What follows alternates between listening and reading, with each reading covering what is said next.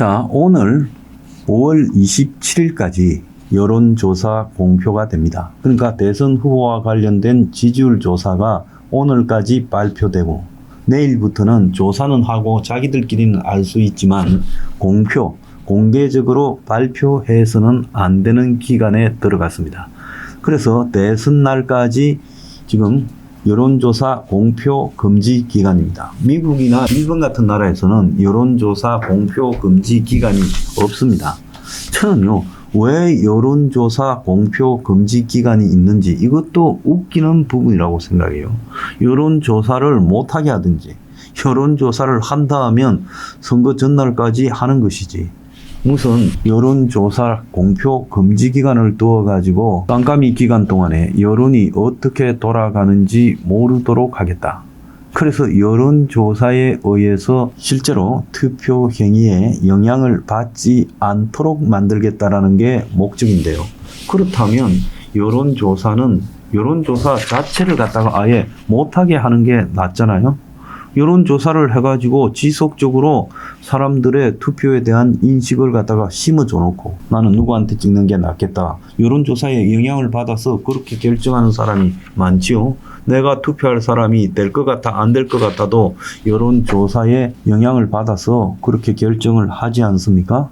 그런데 이걸 갖다가 공표 금지 기간을 대선 직전에요. 6일 동안 둬가지고 6일 동안은 여론조사를 모르는 상태에서 투표해라. 자, 여론조사를 다 잊어버리고 공정하게 투표해라는 겁니까? 참으로 친절한 것까지 신경을 쓰고 자빠졌어요. 어쨌거나 참 기이한 여론조사 공표 금지 기간입니다. 그래서 이 여론조사 공표 금지가 알 권리 침해라는 지속적인 지적이 나오고 있음에도 이게 시정이 안 되고 있습니다. 국회에서도 여론조사 공표 금지 기간 폐지가 필요하다라는 이야기가 나오고 있어요. 그래서 객관적으로 검증되지 않은 여론조사 부작용에 대한 우려로 공표 보도 금지 기간을 규정하기보다는 이를 폐지해서 유권자의 판단과 선택을 돕는 참고 자료로 유용성을 인정하는 게 낫다고 폐지 의견을 냈지만은 논의가 안 되고 있어요. 그래서 이 지금 문제는 총선과 관련해서 현역 프리미엄을 유지하기 위해서 여론조사 공표 기간이 폐지가 안 되고 있다는 말이 있어요. 선거 흐름이 초반에는 현역 의원이 앞서고 막판에는 대체로 신인이 치고 올라가는데 깜깜이 기간이 길면 유권자가 그렇게 막판에 신인이 치고 올라가는 상황을 알 방법이 없기 때문에 신인에게 기울었던 표심들이 투표를 안 하는 쪽으로 가게 만들게 하기 위해서 그런다는 거예요. 그래서 한국과 달리 다른 국가들은 아예 여론조사 공표 금지 기간이 없거나 상대적으로 짧아요. 영국, 일본, 스웨덴 등은 공표 금지 기간이 없고 프랑스는 이틀만 하고 있어요. 그래서 민주주의 국가에서 선거 여론조사 공표를 정부에서 규제하는 것도 이례적이다. 여론조사가 문제가 있으면 여론조사 발표하기 전에 정부가 옳게 조사했는지 검증하고 그래서 거기 검증해서 탈락한 여론조사 회사는요 문을 닫게 만드는 이런 방법을 해야지 아예 이것을 갖다가 금지시키는 것도 매우 웃기는 이야기라는 거예요. 어쨌거나 어제 저녁과 오늘 나온 여론조사 이제 마지막 조사들입니다. 제가 말씀을 좀 드리겠습니다. 어제 펜앤마이크 여론조사 공정위 조사한 내용에는 이재명 47.2, 김문수 40.8, 이준석 9% 이래 나왔어요. 어제 MBN과 넥스트 리서치가 조사한 내용에 따르면 이재명 44.9, 김문수 35.9, 그리고 이준석 9.6. 그리고 양자 대결 조사에서는 이재명 48.2대 김문수 41, 이재명 48.2대 이준석 33.5입니다. 자, 그리고 어제요. KBS가 한국 리서치와 충북 지역이 역대 여론의 방향을 결정하는 대선 결과와 거의 일치하는 그런 지역이기 때문에 그래서 충북의 여론조사만 따로 조사해서 발표했어요.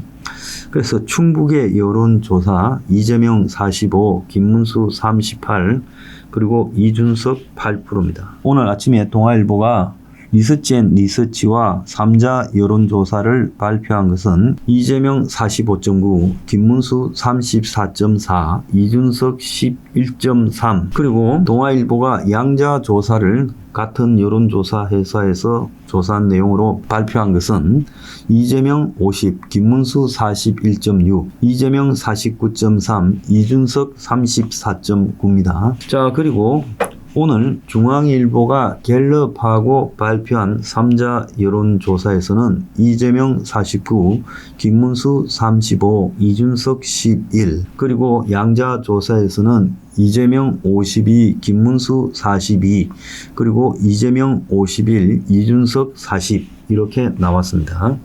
자, 어제 지방신문협회라는 데서 에이스 리서치와 조사한 내용에 따르면 이재명 46.5, 그리고 김문수 40.4, 이준석 10.3, 그리고 한양경제라는 언론이 조원 CNI라는 여론조사 회사와 발표한 내용은 이재명 47.2, 김문수 39, 이준석 10.6입니다. 그래서 전체적으로 보면 이재명이가 44.9에서 49 사이가 나오고 있어요. 그래서 이재명이가 3자 대결에서 이제 50%가 넘는 것은 없고 40% 중반에서 40% 후반까지가 나오고 있어요. 김문수는 35%에서 40.8까지가 나오고 있어요. 그리고 이준석은 9에서 11.3%까지 나오고 있어요. 전체적으로 보면 이준석 지지율이 최근에 한 2%, 3% 정도가 올랐고요. 김문수 지지율이 이제 40% 초반까지 나오고 있고 이재명이는 50%가 넘다가 제일 잘 나오는 게 49고 40% 중반대까지도 나오고 있습니다. 그래서 적게는 차이가 6%대 후반대, 많게는 아직도 14% 이렇게 나오고 있어요. 그래서 지금 한 7%대 수준인 것이 몇 개 나오고 있고 뭐 또 10%대 12%대 가는데 너무 차이가 나는 여론조사는 신빙성이 없다 이렇게 보면요. 결국은 이재명이가 지금 김문수하고의 격차가 한 7%에서 한 10% 사이에 있다. 지난주 월요일 날 제가 10에서 12% 차이에 됐는데 이제 7에서 한 10% 차이로 따라가고 있다. 이렇게 봐야 될 겁니다. 자, 전체적으로요. 지금 남아있는 마지막 변수들이 이준석과 단일화인데 이준석과 단일화는 실제로 이준석이 김문수와 단일화하면 상당수 표가 기권으로 빠지거나 일부는 이재명이한테 가고 절반도 김문수한테 오지 않을 거다. 그래서 이재명, 김문수 양자 대결 조사가 지금 3자 대결보다 좁히지 못하고 있어요. 그래서 국민의힘 내부에서는 현실적으로 이제 자강을 해야지 이준석이 단일화에 매달리고 자꾸 그러는 거는 마치 우리가 이준석이 없으면 이길 수가 없다. 이렇게 비춰지기 때문에 이 이야기는 그만하는 게 좋다라는 이야기까지 나오고 있어요.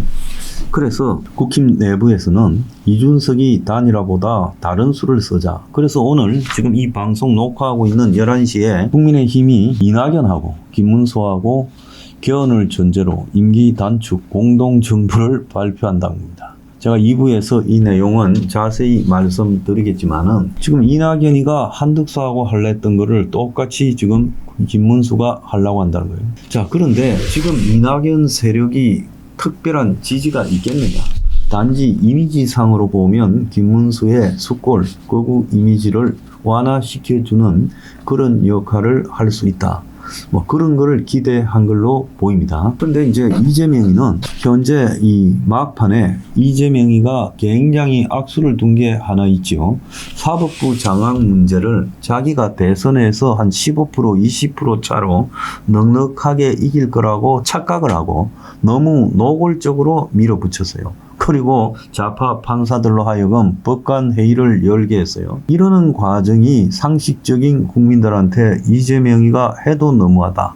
진짜 되면 총통이 되는 것 아닌가 우려를 갖다가 불러일으켰고 그것이 지지율 격차를 좁히는데 가장 큰 원인이 됐다는 거예요. 그래서 김문수 측이 뭔가 선거 운동을 잘하고 뭐 공약이 뛰어났다거나 토론을 잘했다거나 유세를 잘했다라는 게 아니라 이 이재명의 자뻑에 의해서 지지율을 지금 7에서 10% 사이로 좁혀줬다는 거예요. 그래서 이재명이가 지난 주말부터 이거 큰일 나겠다 싶어가지고 당에 입단속시키고 법관에 대한 장악을 갖다가 안 한다. 이렇게 지금 말을 한 거예요. 그래서 이재명의 욕심이 화근을 좀 불러일으켰는데요. 일단 이제 그 불을 끄고 이재명은 다시 내란 음모에 대해서 공격을 할 걸로 보입니다. 그래서 여론조사 깜깜이 기간에 좀 더 좁혀질 수도 있고 아니면요. 지금 뭐 이대로 가다가 끝나버릴 수도 있습니다. 그래서 현재 여러 가지 추세를 보면 지지율이 7에서 10% 차 사이에 들어갔어요.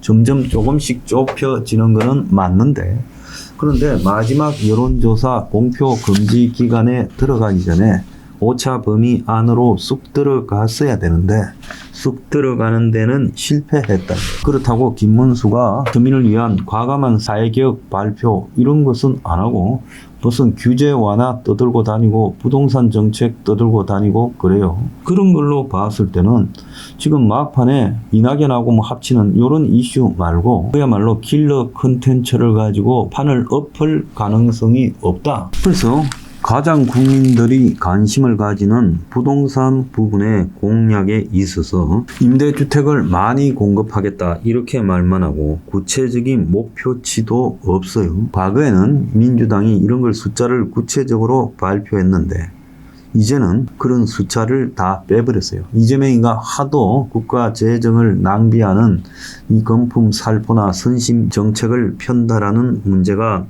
강하게 부각되니까 그렇게 한 거라고 보고 있습니다. 최근에 국민의힘은요, 그야말로 부동산 부양 정책으로 가버리고 있어요.